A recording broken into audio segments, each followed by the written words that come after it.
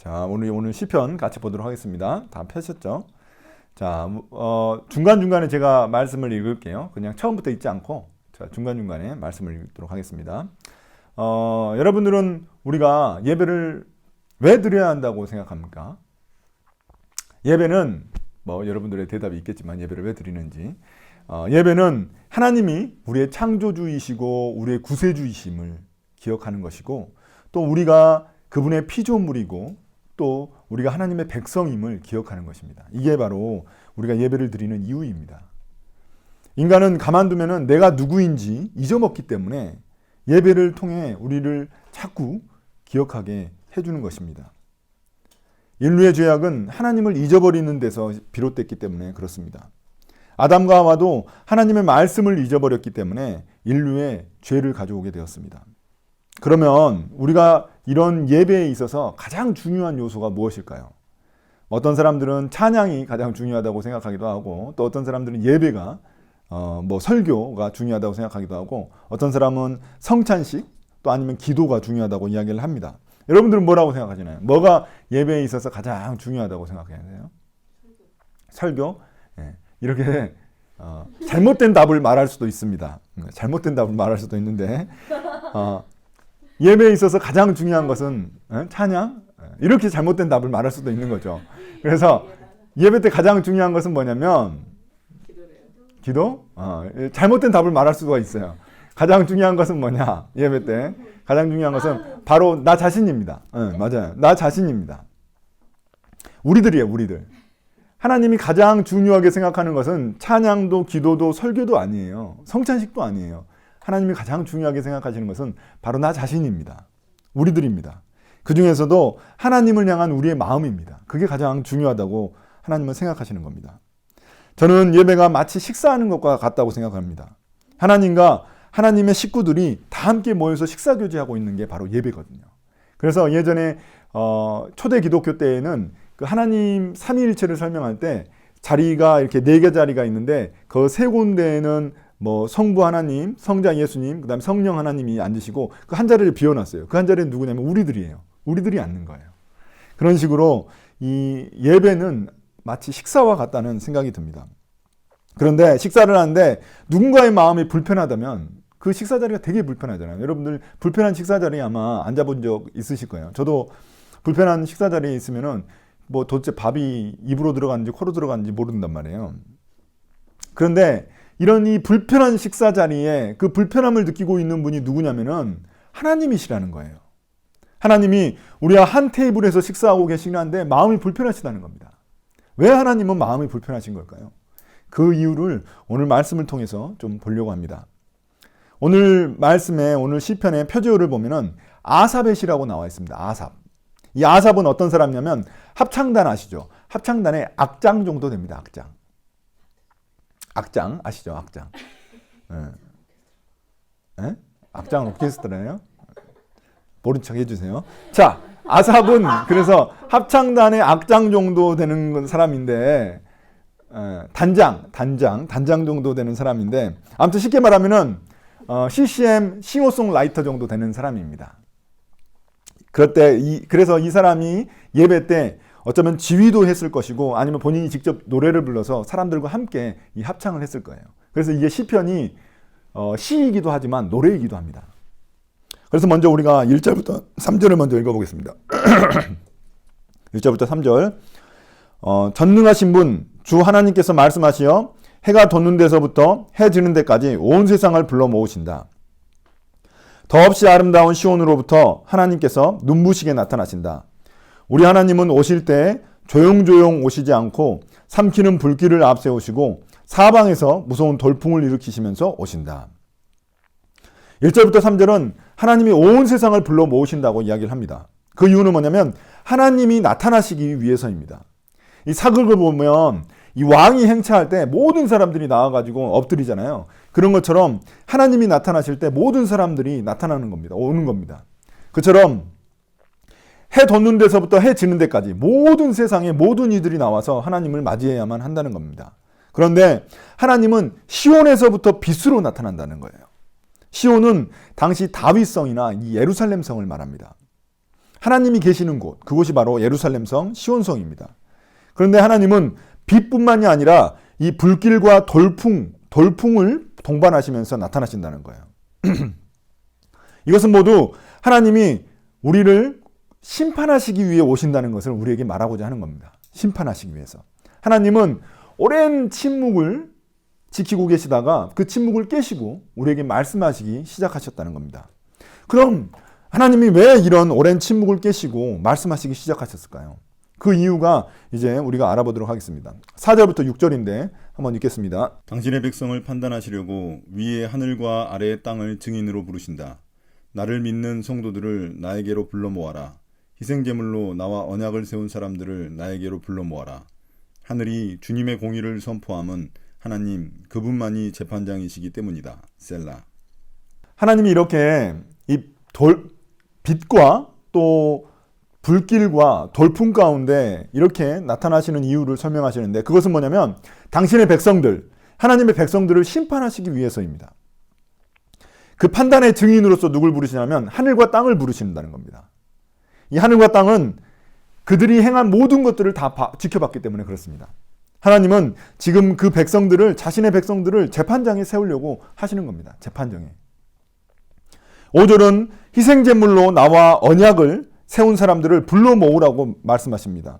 하나님은 도대체 왜 자기 백성들을 이 재판정에 세우시려고 하시는 것일까요? 그것은 우리가 하나님과 맺은 언약 때문입니다. 이 약속 때문입니다. 도대체 무슨 약속인가요? 무슨 약속이냐면 하나님이 우리의 왕이시고 우리가 그분의 백성이라는 것입니다. 그 약속이 깨질 위험에 처해 있기 때문에 처해 있게 되는데 그 책임은 바로 우리들에게 있다는 겁니다. 하나님이 자기 백성들을 재판정에 세우시는 이유는 하나님의 그런 인내하심이 모자라기 때문이 아닙니다. 하나님이 오랫동안 참고 기다리셨지만 하나님의 백성들이 돌이키지 않았기 때문입니다. 하나님은 그래서 어쩔 수 없이 자기의 백성들을 고소하셔서 그들을 재판정에 세우시려고 하는 겁니다. 여기서도 그렇지만 우리가 기억해야 될 점은 뭐냐면 하나님의 심판에 초점이 있는 것이 아니라 하나님이 우리를 경고하시고자 한다는데 그 초점이 있다는 겁니다. 왜냐하면 부모가 자식을 버릴 수 없듯이 하나님도 우리를 버리실 수 없기 때문에 그렇습니다. 그래서 하나님은 우리에게 강력하게 경고하고 계시는 겁니다. 6절에서 하늘이 주님의 공의를 선포하신다는 것은 뭐냐면 마치 법정에서 그 판사가 나올 때 여러분들은 법정에 쓰신 적 없으시죠? 쓰실 일이 없으셔야 되죠. 그런데 저는 법정에 쓴 적이 있었어요. 제가 그 교통우경할 때 신호위반을 제가 끊었는데 그걸 갖다가 저를 갖다가 그걸 인정하지 못한다고 해가지고 이의 신청을 하신 분이 계셔가지고 제가 법정에 쓴 적이 있었어요. 근데 아무튼 그때 법정에 딱 쓰면은 어떤 일이 있냐면 판사가 나올 때 누군가가 이게 모두 다 일어나라고 합니다. 다 일어나라고 이렇게 해요. 그럼 다 일어나가지고 이제 이렇게 하는 거죠. 다 이제 판사가 앉고 나서 이제 다 같이 앉는 거죠. 이게 이제 판사에 대한 존중인데, 존경인데. 근데 지금 이 하늘에서 지금 나오고 있는 불빛과 또 돌풍 그리고 빛이 그런 역할을 한다는 겁니다. 자, 하나님 나오신다. 자, 모두 열중시원 차렷 뭐 이런 역할을 한다는 겁니다. 모두 다 주목하라는 거예요. 하나님이 재판장에 나오시니까 주목하라는 겁니다. 그런데 시인은 아직까지도 왜 하나님이 화가 나셨느며 자기 백성한테 왜 화가 나셨고 그들을 왜 재판정에 세우시려고 하는지 그 이유를 이야기를 하시지 않으셔서 그 이유를 7절부터 15절에 보면 우리가 알 수 있습니다. 내 백성아 들어라. 내가 말한다. 이스라엘아 내가 너희에게 경고하겠다. 나는 하나님 너희의 하나님이다.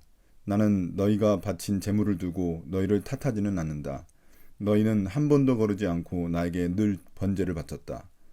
너희 집에 있는 숫소나 너희 가축 우리에 있는 숫염소가 내게는 필요 없다. 숲속의 뭇짐승이 다 나의 것이요 수많은 산짐승이 모두 나의 것이 아니더냐. 산에 있는 저 모든 새도 내가 다 알고 있고 들에서 움직이는 저 모든 생물도 다 내 품 안에 있다. 내가 배고프다고 한들 너희에게 달라고 하겠느냐. 온 누리와 거기 가득한 것이 모두 나의 것이 아니더냐. 내가 숫소의 고기를 먹으며 숫염소의 피를 마시겠느냐. 감사제사를 하나님께 드리며 너희의 소원한 것을 가장 높으신 분에게 갚아라. 그리고 재난의 날에 나를 불러라. 내가 너를 구하여 줄 것이요 너는 나에게 영광을 돌리게 될 것이다. 아멘. 자, 7절에서 하나님은 다시 한 번 더 경고를 하십니다. 나는 하나님이고 너희의 하나님이기 때문에 내가 너희에게 경고하시겠다고 말씀하시는 겁니다. 아버지이기 때문에 자식에게 경고할 수 있는 것처럼 너희의 하나님이기 때문에 우리에게 경고하시겠다는 겁니다. 옆집 아저씨 말은 무시할 수 있지만 아버지 말은 무시할 수 없는 것과 같습니다. 하나님은 먼저 너희들이 나에게 바친 제물에는 아무런 문제가 없다고 이야기하십니다. 왜냐하면 이스라엘 백성들은 한 번도 거르지 않고 번제를 바칠 정도로 정말 자신들만의 그런 열심이 있었거든요. 번제라는 것은 뭐냐면은 이 burnt offering입니다. burnt offering. 그래서 짐승을 조각내가지고 완전히 태워드리는 그런 제사입니다. 그래서 자신들의 죄를 짐승에게 전가시켜가지고 우리들의 죄를 없애는 겁니다. 그 짐승에게 이렇게 안수를 해가지고 그 짐승에게 우리의 죄를 전가해서 그 짐승을 갖다가 조각내가지고 죽여가지고 태우는 거. 이걸 갖다가 번제라고 합니다. 그들이 이렇게 하는 것에 있어서는 아무런 문제가 없다는 겁니다. 하나님이 보시기에. 흠이 없는 짐승을 잡아야 하기 때문에 아마 그들은 가장 좋은 소와 염소를 드렸을 겁니다. 하나님께. 특등급 한우, 제일 살찐 염소 뭐 이런 거 드렸을 겁니다. 그런데 문제는 뭐냐면 하나님이 그런 거 필요 없다고 하시는 겁니다. 10절에 보면 그 짐승들도 다 내 것인데 너희들이 굳이 안 바쳐도 된다는 겁니다. 왜 이런 이야기를 하셨을까요? 분명 이 제사는 하나님이 정하신 겁니다. 본인들이 정한 게 아니라 하나님이 정하신 거거든요. 근데 왜 이런 이야기를 하실까요? 예를 들어 보겠습니다. 이 부모님이 이제 나이가 드셔가지고 자식들이 부모님을 봉양할 때가 오거든요. 그런데 그래서 이제 자식들이 돈을 조금씩 부모님께 이제 드립니다. 용돈으로 드립니다. 그런데 어떤 자식은 음식을 직접 해서 부모님을 이렇게 섬겨드리는 그런 자식이 있을 수 있습니다.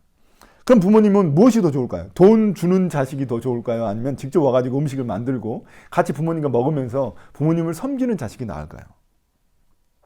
물론 부모님의 마음은 더 좋아하는 거는 뭐 돈의 가치로만 따지자면은 오히려 돈 받는 게 더 좋을 수도 있으세요. 그런데 그게 아닙니다. 부모님의 마음은 그게 아니에요. 자식이 부모님과 함께 식사하고 교제하는 게 좋은 것이지 돈만 낸다고 해서 자식 도리를 다하는 게 아니라는 겁니다. 저희 집도 그 다른 우리 누나들하고 또 이제 사람들은 다 대부분 돈으로 부모님께 드렸는데 우리 셋째 누나는 음식을 직접 사가지고 본인이 직접 음식을 만들어가지고 부모님을 이렇게 섬겼어요. 그걸 이제 우리 어머니가 제일 좋아하셨거든요. 지금 하나님은 그 문제를 이 백성들에게 이야기하고 계시는 겁니다. 그들의 수많은 제사와 제물에는 아무런 문제가 없어요. 그런데 그들의 마음이 느껴지지 않는 거예요. 그들의 마음이.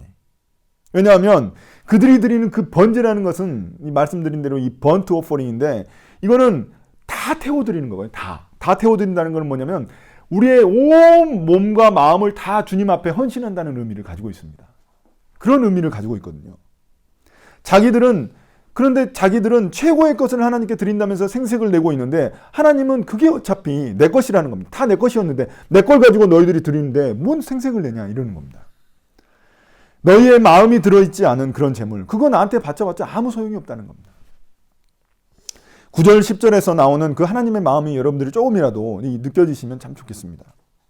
12절 13절에서는 하나님이 좀 더 세게 이야기하십니다. 너는 내가 배고픈 줄 아냐? 이렇게 이야기하시는 거예요. 내가 배고파서 너희들한테 이런 재물을 요구하는 줄 아냐? 이렇게 이야기하시는 거예요. 당시 이 사람들은 신들도 이 사람처럼 배고파한다고 생각을 했습니다. 그래서 자신들이 그 제사 음식을 바치면 신들이 좋아가지고 그 음식을 먹는다고 생각을 했어요. 이스라엘 백성들도 하나님이 그런 고대 신들처럼 그렇게 생각하고 오해하고 있었던 겁니다.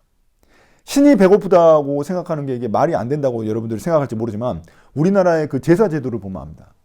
제사 제도 보면은 그 상을 막 차리잖아요. 누구 먹으라고 차리는 거예요. 그 귀신들이라고 말하면 안 되고 조상들 귀신들이 와가지고 먹으라고 이렇게 차리는 거거든요. 그러니까 그런 어떤 것들이 그런 모습들이 옛날 고대에 있었다는 거예요. 그래서 막 신에게 별의별 거 다 바치고 막 피도 바치고 막 좋은 걸 다 바치는 거죠. 여러분들이 그런 걸 바치는데 하나님이 그런 배고파하고 그런 피를 원하는 피에 막 고달파하는 그런 분이 아니시라는 겁니다. 그걸 이야기하고 있는 거예요. 진짜 하나님이 원하시는 것은 뭔지 이 14절에 하나님이 말씀하십니다. 내가 진정으로 원하는 게 뭔지 아니? 14절부터 이제 이야기하십니다. 14절만 감사 제사를 하나님께 드리며 너희의 소원한 것을 가장 높으신 분에게 갚아라. 여기서 서원이라는 것은 이제 그 하나님께 약속한 거예요. 내가 하나님께 약속한 거. 근데 하나님이 기뻐하시는 것은 뭐냐면 그들의 마음이 담기지 않은 엄청난 제물이나 수많은 제사가 아니었어요. 우리 한국 교회는 진짜 예배가 많거든요. 뭐 새벽 예배부터 시작해서 수요 예배, 금요 예배, 주일 예배, 주일 1부, 2부, 3부, 5부 예배, 저녁 예배까지 해가지고 이렇게 많이 예배를 드린다고 해서 하나님 기뻐하시는 게 좋아하시는 게 아니라는 겁니다. 하나님이 기뻐하시는 것은 우리의 감사의 마음과 그 제사라는 거예요. 그 예배라는 거예요. 하나님은 우리가 감사하는 마음으로 하나님께 예배 드리는 것을 기뻐하신다는 겁니다. 이스라엘 백성들은 최고의 제물을, 진짜 특등급 한우를, 특등급을 하나님께 정말 제물을 바쳤지만 감사하는 마음이 그 안에 빠진 거예요. 그들은 하나님께 많은 것을 드려서 하나님을 빚쟁이로 만들려고 했어요. 하나님께 많은 것을 드려가지고 하나님이 빚을 지게끔 자신들한테 그렇게 만들려고 했습니다. 그래서 하나님을 배고픈 신, 또 피에 목마른 신으로 만들려고 했습니다. 그들은 하나님이 자신들의 소원을 들어줄 수밖에 없게끔 만들기 위해서 최고의 제물을 드려가지고 하나님을 빚쟁이로 만든 거예요. 하나님은 이렇게 하나님 제가 이렇게 좋은 것들을 다 바쳤으니까 하나님 제가 원하는 거, 제가 기도하고 있는 거 그거 들어주셔야 돼요. 이런 식이었다는 겁니다. 그들은 하나님께 제사를 지낸다면서 수많은 짐승들을 죽이면서 피비린내 나는 그런 모습을 만들었습니다. 그러나 하나님이 왜 그것을 좋아하시겠습니까? 하나님은 그렇지 않다는 거예요. 여러분들 신들의 천국이라고 일컫는 나라가 있습니다. 인도인데 인도에 가면은 진짜 신들의 천국이에요. 그 신을 참 가까이 하는 나라가 인도인데 인도에 가면은 진짜 그 신 앞에다 별의별 제물을 다 드립니다. 신이 좋아한다고 생각되는 그 제물을 드려요. 근데 심지어 아이를 좋아하는 신이 있어가지고 그 아이를 바치는 그런 신이 있습니다. 그래서 그 아이를 바치게 되는데 그 아이를 바치면은 그 아이는 평생 동안 그 신의 노예로 사는 거예요. 신의 노예로 살아가는데 맞아요. 몇 살 되면은 그 신으로 살아있는 신으로 등극하는데 애기신 그렇게. 근데 이거 뭐 노예죠. 신의 노예죠. 신의 대리자인데. 아무튼 우리는 이런 것을 종교라고 부른다는 거예요. 이런 걸 종교라고 불러요. 하나님은 그런데 그런 제사가 아니고 진짜 마음으로 드리는 그 감사 제사를 받고자 하시는 거였어요. 하나님이 우리에게 주신 것들에 대해서 그런 감사하는 마음으로 정말 하나님께 마음의 예배를 드리기를 원하셨습니다. 여러분 지금 어떤 마음으로 예배를 드리고 있나요? 우리도 지금 제사를 드리고 있는 거랑 똑같은 거거든요. 지금 하나님 앞에 우리가 제사를 드리는 거랑 똑같은 거예요. 우리가 지금 드리고 있는 예배가. 하나님께 진정으로 감사하는 마음으로 우리가 예배를 드리고 있느냐. 하나님이 그걸 가장 기뻐하신다는 거예요. 오늘이 2월의 마지막 그런 날입니다. 2월 28일. 한 달 동안 하나님이 주신 그 은혜에 여러분들은 얼마나 감사하고 계시는지 생각해 봐야 되겠습니다. 여기서 이제 하나님은 한 가지를 더 말씀하세요. 자, 15절입니다. 15절은 그리고 재난의 날에 나를 불러라. 내가 너를 구하여 줄 것이요 너는 나에게 영광을 돌리게 될 것이다. 아멘. 자, 이것은 기도를 의미합니다. 그러니까 부르라는 것은 뭐냐면 하나님께 기도하라는 거거든요. 기도를 의미하는 거예요. 하나님이 나에게 기도하는 거 좋아하신다는 거예요. 하나님께 구하라는 거예요. 근데 이거는 그냥 형식적인 기도를 말하는 것이 아니라 하나님을 진짜 의지하는 마음으로 나에게 구하라는 겁니다. 그 기도를 하나님이 기뻐하신다는 거예요. 사람 의지하지 말고 네가 가지고 있는 거 의지하지 말고 나를 의지하라는 겁니다. 하나님을 의지하라는 겁니다. 이스라엘 백성들은 제사를 드리면서 기도를 했지만 너무나 형식적인 기도를 했어요. 하나님을 의지하는 그런 기도가 아니었어요. 기도는 그냥 형식이었고 실제로는 자기 힘으로 또 자기들이 가지고 있는 능력으로 모든 것을 해결하려고 했습니다. 밥 먹을 때 그냥 아무 느낌 없이 드리는 그런 식기도 같은 거 있잖아요. 그런 식으로 하나님께 기도를 했다는 거예요. 그러나 예배 때 우리가 드리는 기도는 그런 기도가 아니라는 겁니다. 우리는 기도를 통해서 우리의 삶의 피로를 채우시는 분이 하나님이시라는 것을 우리가 기억하는 거예요. 우리가 기도를 드리면서 하나님이 우리의 피로를 채우시는 분이시지. 제가 예배 때 대표로 기도를 하고 있지만 여러분이 마음으로 함께 우리가 기도하면은 그건 우리가 다 함께 기도를 하나님께 드리는 겁니다. 제 기도가 아니라 우리의 기도가 되는 겁니다. 하나님은 우리의 그 기도에 응답하시면서 그 기도의 응답을 통해서 하나님이 영광을 받으신다는 거예요. 여러분, 우리의 기도의 응답은 세 가지가 있습니다. 여러분 기억하시기 바랍니다. 기도의 응답은 세 가지가 있어요. 뭐가 있을까요? Yes, No, Wait가 있습니다. 우리는 하나님의 기도 응답이 다 예스라고 생각해요. 내가 기도한 건 다 들어주시는 게 예스, 그게 하나님의 기도 응답이라고 생각하지만 아니에요. 하나님이 보시기에는 우리에게 위험한 것들, 또 우리에게 안 좋은 것들은 노라고 하십니다. 그리고 우리에게 인대가 필요한 것들, 우리의 마음과 성품을 기르고 성장할 필요가 있는 것들은 웨이트라고 하세요. 기다리게끔 하신다는 겁니다. 그러나 이 세 가지 모두 다 하나님의 기도 응답이라는 것입니다. 이제 하나님이 기뻐하시는 또 다른 예배가 등장합니다. 그게 뭐냐면 앞에서는 감사하는 마음으로 드리는 예배, 그리고 하나님을 의지하면서 우리가 드리는 기도가 중요하다고 이야기를 했는데 그 모든 것들은 다 우리가 예배를 하는 과정에서 일어나는 것이죠. 근데 지금부터는 하나님이 지금부터 이제 하나님이 말씀하시는 예배는 뭐냐면 우리의 삶으로 드리는 예배입니다. 우리의 삶으로 드리는 예배. 왜냐하면 예배 후에는 우리의 삶이 기다리고 있기 때문에 그렇습니다. 우리가 예배를 드리는 건 1시간이잖아요. 근데 그 후에는 우리의 삶이 아주 긴 시간 동안 기다리고 있기 때문에 그렇습니다. 우리는 예배를 드리고 난 후 나의 예배를 하나님이 기뻐하셨는지 어떻게 알 수 있을까요? 하나님이 그래, 자, 윤정아, 너의 기도, 너의 예배가 참 좋았다, 이렇게 말씀하시지 않으시잖아요. 하나님이 직접 너의 예배가 참 좋았다, 너는 마음으로 드렸구나, 이런 이야기를 안 하신단 말이에요. 그럼 하나님이 진짜 우리의 예배를 기뻐하신다는 것을 우리는 어떻게 알 수 있을까요? 하나님이 얘기도 하지 않으신데 그거는 우리의 삶으로 드리는 예배를 보면 알 수 있습니다. 왜냐하면 우리가 진실한 예배를 드리면 반드시 삶으로 그것이 드러나게 되어 있기 때문에 그렇습니다. 예배의 감동과 또 예배의 도전을 가지고, 말씀의 도전을 가지고 우리의 삶에서 실천이 일어나기 때문에 그렇습니다. 그런데 이스라엘 백성들에게는 그런 삶의 예배가 없었다는 겁니다. 그래서 하나님은 이스라엘 백성들을 이 재판장에 소환하시는 거예요. 16절부터 20절까지 한번 읽어보도록 하겠습니다. 하나님께서 악인들에게 말씀하신다. 너희는 어찌하여 감히 내 법도를 전파하며 내 언약의 말을 감히 너희 입에서 읊조리느냐. 너희는 내 교훈을 역겨워하고 나의 말을 귓전으로 흘리고 말았다. 도둑을 만나면 곧 그와 친구가 되고 간음하는 자를 만나면 곧 그와 한 패거리가 되었다. 입으로 악을 꾸며내고 혀로는 거짓을 지어내었다. 동기간에 허물을 둘추어내어 말하고 한 어머니에게서 태어난 동기들을 비방하였다. 아멘. 자, 이스라엘 백성들은 예배는 드렸지만 삶에는 그 예배의 영향력이 전혀 느껴지지 않았습니다. 그들에게는 하나님은 예배할 때만 하나님이시고 자신의 삶에서는 하나님이 없었어요. 특히 율법을 가르치는 그런 지도자들을 하나님은 특별히 책망하셨습니다. 16절에 보면 그 지도자들은 말씀을 전파하면서 그 말씀을 가르치면서도 정작 자신들은 그 말씀을 지키지 않고 있었다는 거예요. 하나님은 그런 자들을 뭐라고 부르시냐면 악인이라고 부르십니다. 보통 우리가 그 악인이라고 하면 범죄자들을 의미하잖아요. 사회에서 범법을 저지르는 그런 사람들을 의미하는데 하나님은 여기서 그런 사람이 악인이 아니라 하나님은 말씀을 알면서도 행하지 않는 사람들을 악인이라고 부르고 계시다는 거예요. 우리가 이런 사람들 어떤 사람이라면 실천적 무신론자라고 하는데 말로는 하나님을 믿지만 행동으로는 부인하는 사람들입니다. 겉으로 보기에는 신자같이 보이지만 실제 삶에서는 무신론자하고 아무 차이가 없는 사람들, 이런 사람들을 우리가 그렇게 말하는 겁니다. 이스라엘 백성들은 제사 지낼 때는 정말 거룩한 척 제물을 드렸지만 삶에서는 전혀 아니었어요. 18절에 보면 도둑을 만나면 친구가 되어 같이 도둑질하고 간음하는 자를 만나면 친구가 돼가지고 같이 간음을 했어요. 19절 20절에 보면 남을 해코지하기 위해서 거짓말을 지어내고 또 같은 동기의 허물을 들춰내고 심지어 같은 형제지간에 그 형제지간까지도 서로 비방을 했다는 거예요. 이런 모든 것들이 어디에 담겨 있냐면 10계명에 담겨 있습니다.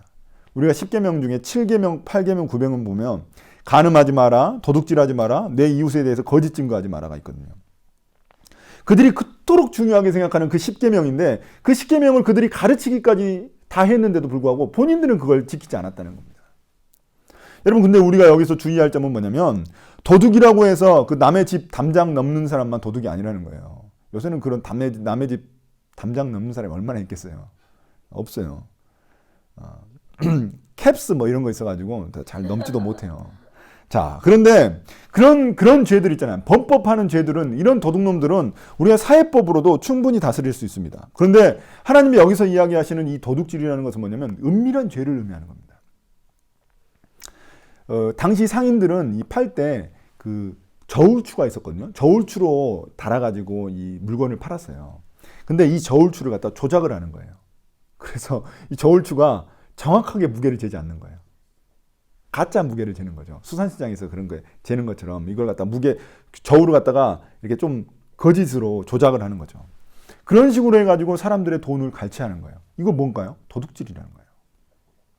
예전에 그 설렁탕에다가 풀이말을 갖다가 풀어가지고 파는 사람 식당이 있었어요. 그 설렁탕 그 색깔하고 똑같이 이 풀이말을 풀면은 설렁탕 색깔하고 똑같거든요. 그래가지고 이 설렁탕을 갖다가 풀이말 풀어가지고 파는 그런 집들이 있었습니다. 풀이마가 뭔지 모르신가요? 커피에다가 타는 거 있어요. 그 하얗게 커피에다가 이렇게 달짝지근하게 만들기 위해서 타는 거 있는데 그거요. 그래서 그런 식으로 해서 파는데 맛이 그렇게 많이 큰 차이는 안 나지만 건강상 차이가 나겠죠. 근데 음식 단가를 낮추기 위해서 그렇게 많이 했다는 거예요. 근데 그거 보면서 다른 상인들도 다 하니까 자신도 하는 거예요. 이런 행위는 은밀하게 짓는 그런 도둑질과 똑같은 거죠. 여러분, 간음은 어떻습니까? 이 당시 이스라엘 백성들은 이혼 증서를 남발했어요. 만약에 자신의 아내가 밥을 태우잖아요. 그럼 이혼이요. 이혼. 밥을 태웠어? 이혼. 그래서 이혼 증서를 남발했어요, 아주. 그래서 그리고 나서는 다른 사람하고 또 결혼을 하는 거예요. 결혼을 몇 번 하는 거예요. 그런 식으로 간음을 저질렀다는 겁니다. 물론 이 율법상으로는 문제가 없죠. 문제가 있지만, 근본적으로는 문제가 있지만, 아무튼 그 겉으로 보기에는 문제가 없는 거예요. 그 이혼 증서가 있으니까. 그렇지만 하나님 보시기에 그건 간음이라는 겁니다. 여러분, 요즘 우리가 사는 세상은 어떤가요? 이혼이 너무나 쉬운 세상에 우리가 살고 있지 않나요? 돌싱도 너무 심하고 너무 흔하고 2번, 3번 결혼하는 사람도 있습니다. 법적으로 문제가 되는 건 아니지만 하나님은 이것을 간음으로 보신다는 거예요. 죄로 보신다는 겁니다. 남들이 하니까 나도 이혼을 쉽게 생각하면 이거 간음하는 거랑 똑같다는 겁니다. 남의 허물을 들추는 것은 또 어떻습니까? 이 다른 사람 허물을 들추는 것을 듣고는 자신도 그렇게 하는 경우가 되게 많거든요. 남 욕하면 나도 따라서 욕하고 싶은 게 사람 심리입니다. 이게 우리의 연약한 모습이라는 거예요. 최근에 제가 그 소금 관련된 다큐멘터리를 본 적이 있는데, 이 소금은 우리의 부패를 방지하잖아요. 그리고 맛을 내는 데 쓰이는데, 이 소금이 부패를 방지하는데 어떻게 방지하냐면 야채의 수분을 다 흡수하는 거예요. 그래서 야채 안에 있는 더러운가 아니라 해로운 균이 다 이게 생기지 않게 하는 거예요. 수분을 다 흡수해 버려가지고. 그래서 그 균이 생기지 않는다는 겁니다. 그 야채. 그래서 이 부패를 방지하게 되는데, 그런데 만약에 이 소금이 야채의 그런 해로운 균을 다 흡수하지 못하고 자기가 변해버려요. 야채가 소금을 변화시켜버려요. 그럼 그럼 소금이 있을 필요가 없잖아요. 소금이 변해버리는데. 그럼 소금의 쓸모가 전혀 없어지는 겁니다.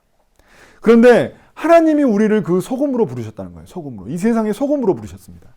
이 너무나 하나님의 그 예수님이 하신 비유 중에 탁월한 비유라고 생각해요. 우리를 빛과 소금으로 부르셨어요. 소금이라면 내 삶이 다른 사람에게 어떤 선한 영향력을 미쳐야 한다는 거거든요. 내가 다른 사람에게 동화되는 게 아니라, 내가 다른 사람한테 영향을 받는 것이 아니라 내가 선한 영향을 다른 사람한테 미쳐야 된다는 겁니다.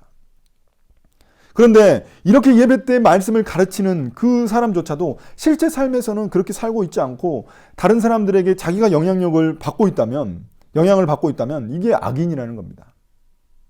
여러분, 이런 부분에 있어서는 아마 목회자가 가장 위험할 거예요. 왜냐하면 하나님의 말씀을 많이 가르치고 있기 때문에. 그렇지만 그 목회자가 자신이 말을 하는데, 제가 이렇게 말을 다 하는데도 불구하고 그 말씀을 삶에서 실천하고 있지 못하다면, 그러면 삶의 예배에 있어서 실패한 거죠. 그래서 제 아내가 저한테도 자꾸 그런 설교한 대로만 살라고 이야기를 하잖아요. 저도 그래서 그게 제일 고민되는 부분입니다. 제가 날마다 말씀을 묵상하고 여러분들한테 영상을 올리지만 도대체 나는 그럼 그 말씀대로 살아가고 순종하고 있나 고민이 되는 거죠. 그러나 비단 목회자뿐만이 아니라 여러분들도 마찬가지입니다. 성도들도 예배 때 그 말씀을 듣고 삶에서 그 말씀을 실천하지 않으면 위선자가 된다는 겁니다. 충격적이게도 하나님은 그런 사람을 악인이라고 말씀하신다는 겁니다. 이 마지막으로 21절부터 23절은 하나님이 심판하실 것을 우리에게 분명하게 이야기하십니다. 제가 읽겠습니다. 21절. 이 모든 일을 너희가 저질렀어도 내가 잠잠했더니 너희는 틀림없이 내가 너희와 같은 줄로 잘못 생각하는구나. 이제 나는 너희를 호되게 꾸짖고 너희의 눈앞에 너희의 죄성을 낱낱이 밝혀보이겠다. 하나님을 잊은 자들아, 이 모든 것을 깨달아라. 그렇지 않으면 내가 너희를 찢을 때 구하여 줄 자가 없을까 두렵구나. 감사하는 마음으로 제물을 바치는 사람이 나에게 영광을 돌리는 사람이니 올바른 길을 걷는 사람에게 내가 나의 구원을 보여주겠다. 21절에 보면 이스라엘 백성들은 자신들의 그런 위선적인 모습에 하나님이 즉각적인 벌을 내리시지 않으니까 하나님이 그냥 묵인하신 줄 알았어요. 그냥 넘어가는 줄 알았어요. 그러나 하나님은 그들의 악행을 오랫동안 참고 계셨습니다. 그들에게 기회를 주시는 거예요. 다시 돌이킬 수 있는 기회를 주시는데 계속해서 돌이키지 않자 이제는 그들을 심판하신 겁니다. 그 심판이 뭘로 드러났어요? 이스라엘 백성이 결국엔 멸망했거든요. 망했거든요. 22절에 보면 그들의 이런 모든 잘못들은 무엇 때문에 일어났냐면 바로 하나님을 잊어버렸기 때문입니다. 그런데 우리가 생각이 드는 게 하나님께 빠짐없이 제사를 드리는데도 불구하고 어떻게 그들이 하나님을 잊어버렸다고 말할 수가 있나. 제사를 드리고 있는데 어떻게 하나님을 잊어버렸다고 말할 수 있을까? 하나님 왜 그렇게 이야기하시는 것일까? 근데 우리가 뉴스를 보면은 이거를 알 수 있습니다. 그 목회자들의 타락을 보면 알 수 있죠. 교회에서 그렇게 말씀을 가르치는데도 불구하고 하나님을 잊어버린 자의 모습이죠. 목회자임에도 불구하고. 또 교회에서 신앙생활 잘한다고 칭찬받는 그런 성도인데 회사에 가서는 직장 자신들의 자기가 고용한 사람들한테 요구를 하고 또 형편없는 모습을 보이는 그런 사람들. 예배 때에만 하나님을 찾고 삶에서는 하나님을 잊어버린 자들의 그런 모습이라는 겁니다. 그런데 그들을 기다리고 있는 것은 심판밖에 없다는 거예요. 아무도 그들을 구해줄 자가 없다는 겁니다. 반면에 23절에서 감사의 제사를 드리며 하나님께 영광을 돌리는 사람, 또한 삶으로 예배를 드리는 사람은 하나님이 구원해 주시겠다는 겁니다. 그러므로 예배에 대한 우리의 태도와 자세가 우리의 영원한 운명을 결정한다는 겁니다. 그 예배가 삶으로 드러나서 하나님이 기뻐하시는 그런 예배가 돼야 된다는 겁니다. 오늘 말씀을 이제 마무리하려고 합니다. 예배에 있어서 하나님이 가장 좋아하시는 것은 제물, 그 헌금도 아니고 찬양도 아니고 성찬도 아닙니다. 바로 나입니다. 나. 하나님은 내 마음을 예배 때 최고의 제물로 받고 싶어 하십니다. 그러나 그 예배가 삶으로 연결되지 않는다면 그 예배 또한 다시 텅 빈 예배가 된다는 겁니다. 주님은 우리가 예배를 통해 변화받아서 하나님께서 그 기뻐하시는 삶을 살아가기를 원하십니다. 참 감동적인 이야기 하나를 여러분들한테 소개하고 오늘 말씀을 마치려고 합니다. 한 크리스찬 여자가 있었는데 그녀는 전직 교사였다가 남편과 함께 이 자파상을 운영하게 됐습니다. 그런데 문제는 뭐냐면 그 자파상이 너무나 잘 돼가지고 주변 가게들이 망하기 시작했어요. 우리도 그렇잖아요. 너무 한 음식점이 잘 되면 주변 음식점이 망하잖아요. 그런 것처럼. 그러자 어느 날 그 남편과 아내가 마주보면서 이야기를 나눴습니다. 우리가 아무래도 잘못하고 있는 것 같소. 우리 가게가 너무 장사가 잘 돼가지고 이웃 가게들이 죄다 문을 닫을 지경이니 이거 안 되겠소. 이렇게 이야기를 했어요. 그랬더니 맞아요. 이건 예수 믿는 사람이 해서는 안 되는 일인 것 같아요. 이렇게 이야기했어요. 그래서 부부는 하늘이 주신 그 인생의 양지를 음지로 바꿔달라는 그런 기도를 하기 시작했습니다. 하나님, 소중한 이웃과 사랑의 줄이 끊어지지 않게 해주세요. 사랑의 낙오자가 되지 않게 해주세요. 그래서 이 다음 날부터 물건을 3분의 1로 줄여가지고 팔기 시작했어요. 그리고 이 물건도 구색을 맞추지 않기 시작했어요. 그래서 만약에 없는 물건을 찾는 손님이 있으면 다른 이웃 가게로 보내기 시작했습니다. 그랬더니 많은 가게가 골고루 잘 되게 됐습니다. 그러다 보니 시간이 좀 남게 됐어요. 왜냐하면 3분의 1밖에 안 놔뒀으니까. 그리고 사람들이 많이 안 오니까 이제 시간이 남게 된 거예요. 그래서 그 아내가 글을 쓰기 시작했습니다. 그리고 5년이 세월이 흘렀어요. 이 42살의 전직 초등학교 잡화점 여주인이었던 그 사람은 1964년 아사히 신문이 주최한 1천만엔 현상 소설 공모에 당선이 됩니다. 그녀가 바로 누구냐면은 미우라 아야코라고, 여러분 잘 모르시죠? 미우라 아야코라고 이 여사인데 이때 그 공모에 당선된 소설이 이 세계적인 기독교 문학 반열에 오른 이 빙점이라는 소설입니다. 빙점이라고 아시나요? 잘 모르시죠? 나중에 한번 여러분 읽어보세요. 빙점이 드라마로도 나온 적이 있었어요. 옛날에. 빙점이라는 소설을 써가지고 이 아주머니가, 이 여성이 엄청난 소설과 반열에 올랐다는 겁니다. 여러분, 하나님이 기뻐하시는 삶이란, 삶의 예배란 바로 이런 것이 아닌가 싶습니다. 저는 저와 여러분이 그런 삶을 살아가기를 예수님의 이름으로 축복합니다. 오늘 말씀을 마치겠습니다.